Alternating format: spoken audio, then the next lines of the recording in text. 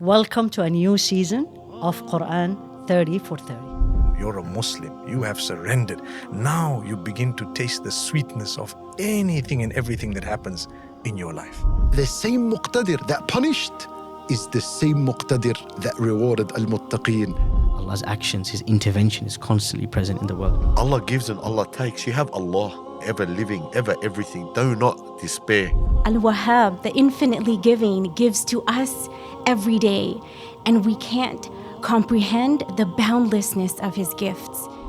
We find some of us questioning the wisdom of Allah, or we say, where is Allah? Then you see the people of Gaza who are living it, going through it, and they're not questioning that. Have I made Allah enough? He's saying I'm enough for you, but I gotta accept that.